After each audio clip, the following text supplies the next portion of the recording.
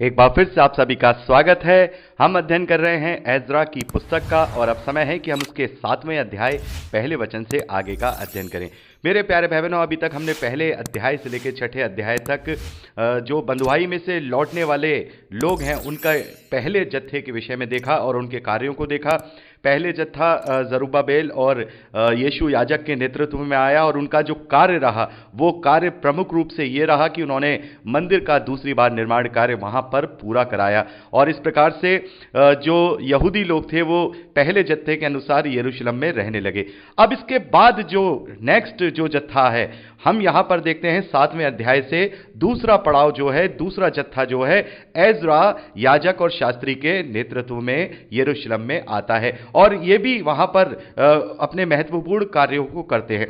तो मेरे प्यारे भाई बहनों, यहाँ पर हम देखते हैं कि जो एज्रा है, जैसा मैं आपको बता चुका हूँ, एज्रा जो हैं जो हारून हैं उनके घराने से लेवी हैं और एक बहुत ही निपुण शास्त्री हैं। निपुण शास्त्री का मतलब यह है कि वो व्यवस्था के बहुत अच्छे जानकार हैं और वो सारी बातों को अच्छी तरह से जानने वाले याजक हैं। और जब वो यरूशलेम में आए हैं और यरूशलेम में जब वो आए तो उन्होंने बहुत सारे वहां पर सुधार के कार्य किए हैं, जिसमें से सबसे प्रमुख जो सुधार का कार्य एज्रा ने वहां पर किया है अपने समय में, वो ये किया है कि जैसा कि परमेश्वर ने आज्ञा दी थी मूसा के समय में, इजरायलियों को ये आज्ञा दी थी व्यवस्था में कि तुम अपने बेटे और बेटियों का विवाह किसी अन्य जातियों में या गैर लोगों में मत करना। और हम देखते हैं कि जो इजरायली थे उसी प्रकार उन्होंने अन्य जातियों में अपने बेटे भी दिए और बेटियां भी ली, जिनसे कि उनका सारा सब कुछ जो व्यवस्था का पालन करना था या परमेश्वर का भय था वो सब वहां पर खराब हो गया और वो लोग दूसरे देवी देवताओं के पीछे चलने लगे।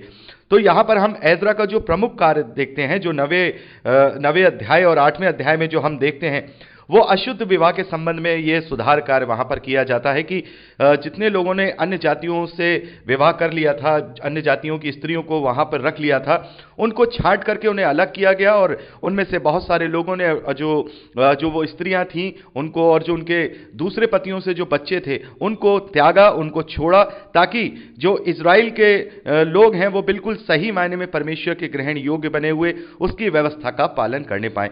तो मेरे प्यारे भाई बहनों, इस बात को आप 7वें अध्याय से लेकर 10वें अध्याय तक पढ़ सकते हैं, आपने इसे पढ़ा ही होगा। यहां पर मैं ओवरऑल तरीके से आपको इस विषय में बताऊंगा, क्योंकि यहां पर जो ये दूसरा जत्था आया है ये ठीक पहले जत्थे के लगभग 80 साल के बाद आया है।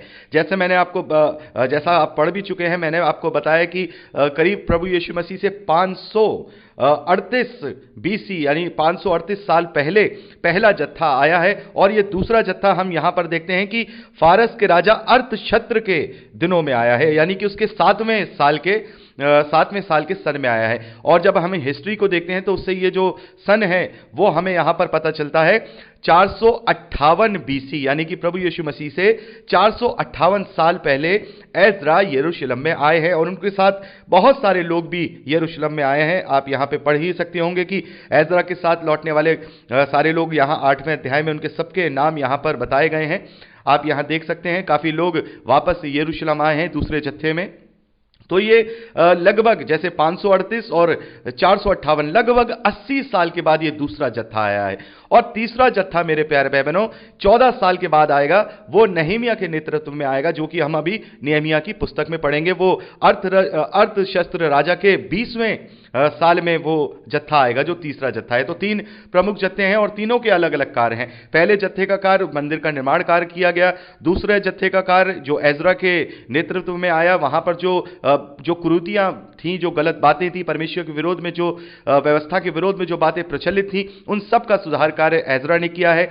और चूंकि वो एक निपुण शास्त्री था, परमेश्वर के व्यवस्था को जानने वाला था और हारून के गोत्र का, हारून के वंश का याजक था, इसकी वजह से उसने काफी वहां पर सुधार कार्य किए हैं। आप इन बातों को पढ़ सकते हैं। तो मेरे प्यारे भाई बहनों, यहां पर हमने एज्रा की पुस्तक का अध्ययन कंप्लीट कर लिया है। हमने भले ही ओवरऑल तरीके से अध्ययन कंप्लीट किया है, क्योंकि हम इसको केवल पढ़ के ही इस पूरे इतिहास को समझ सकते हैं। जो बातें हम आउट ऑफ बाइबल हमें जो समझनी थी वो भी मैंने आपके साथ यहां डिस्कस की है।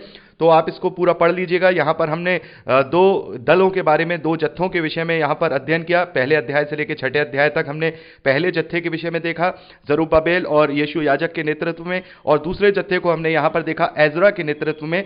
ठीक 80 साल के बाद राजा राजा अर्थशस्त्र है, उसके अर्थशस्त्र के समय में यह दूसरा जत्था लौटा है, जिसने वहां पर बहुत सारे व्यवस्था के सुधार कार्य पूरे किए हैं। तो इस प्रकार से हम यहां पूरा अध्ययन करते हैं। और मेरे प्यारे भाई बहनों, इस समय की घटनाओं को अभी हम आगे और पढ़ेंगे, विस्तार के साथ पढ़ेंगे, क्योंकि जैसा आपको पता ही है, हर एक समय में परमेश्वर ने अपने दास भविष्यवक्ताओं को वहां उनकी अगुवाई के लिए भेजा है। तो इस समय में भी बहुत सारे भविष्यवक्ता वहां पर हुए हैं।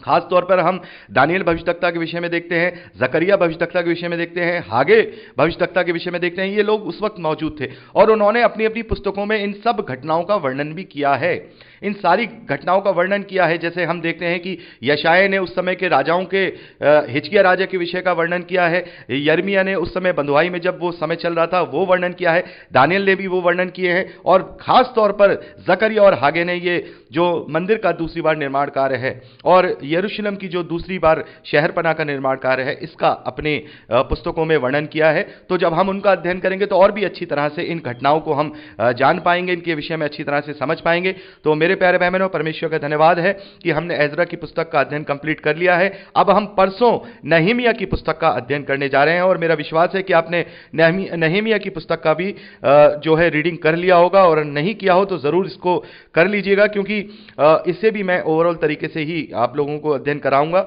और यहाँ जो जरूरी बातें होंगी, जो आत्मिकता से जुड़ी हुई बातें होंगी, उनका ही हम अध्ययन करेंगे। जो इतिहास से जुड़ी बातें होंगी आप पढ़कर ही समझ सकते हैं, और उसमें जो खास तौर पर जो डिस्क्रिप्शन है वो मैं आपको साथ के साथ बताता चलूंगा। तो मेरे प्यारे भाई बहनों, आज के लिए इतना ही। प्रभु आप सबको बहुतायत की आशीष दे, अपने वचन में दृढ़ करे, यीशु के सामर्थी नाम में आमीन। Praise the Lord. जय मसीह की। खुश रहिए।